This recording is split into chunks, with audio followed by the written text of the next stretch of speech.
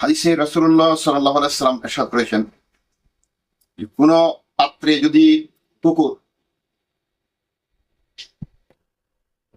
সে পোষা কুকুর হোক অথবা বেওয়ারিশ কুকুর হোক, যদি কোনো কুকুর যদি কোনো পাত্রে খায় অথবা কোনো পাত্রে জিহ্বা লাগায়, চাটান দেয়, তবে তাকে রাসূল বলেছেন ফাগসিলু সাবআ মাররাতিন, তাকে 7 বার ধৌত করবা, 7 বার ধৌত করবে এবং প্রথমবার ধৌত করবে মাটি দিয়া।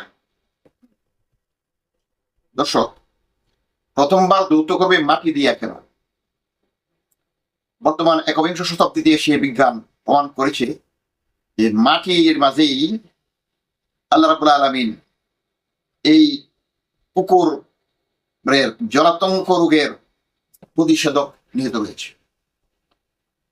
বিজ্ঞানী কথাও প্রমাণ করে কুকুরের জলাতঙ্ক রোগ থেকে বাঁচতে কুকুর যে জায়গায় কামড় দিয়েছে, দংশিত জায়গায় সাথে সাথেই টনটনে আটালো মাটি দিয়া ঘর্ষণ করলে কুকুরের বিষ নষ্ট হয়ে যায়।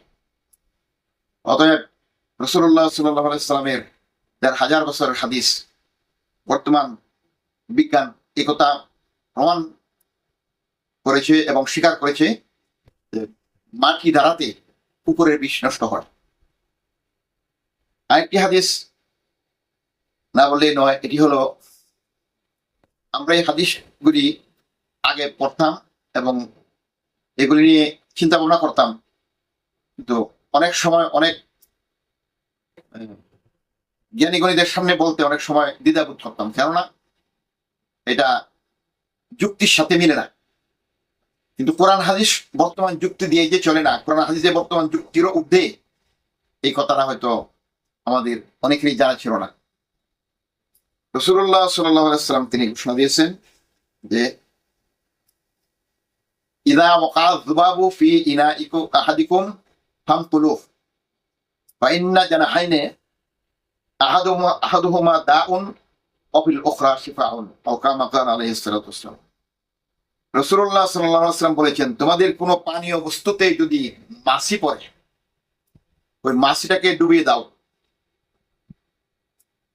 কেননা তাহার 2 পাখা, এক পাখায় রয়েছে রোগ জীবাণু, আরেক পাখায় রয়েছে তার প্রতিষেধক। আজ থেকে 3 মাস পূর্বে, গত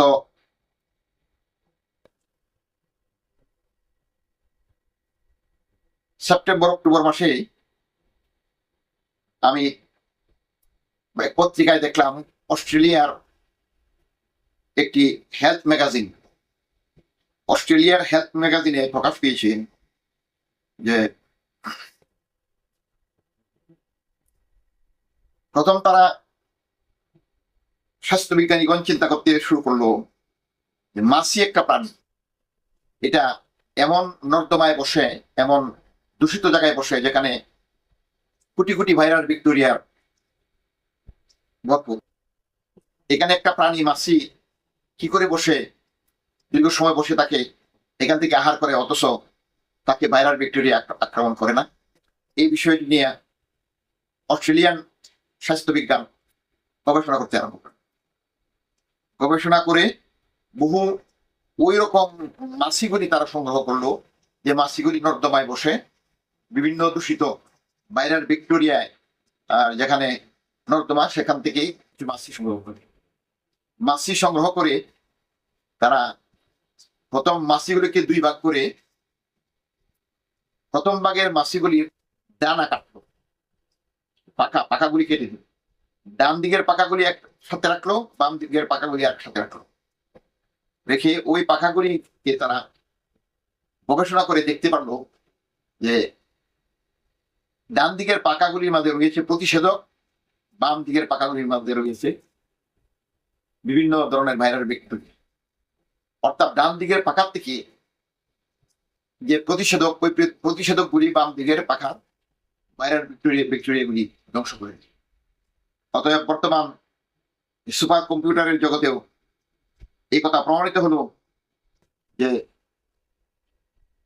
মাছি একটি নিকৃষ্ট প্রাণী হলেও এটি আমাদের খাদ্যে বসে রোগ জীবাণু ছড়ায়, এই জন্য আমরা মাছিকে তাড়িয়ে দিই।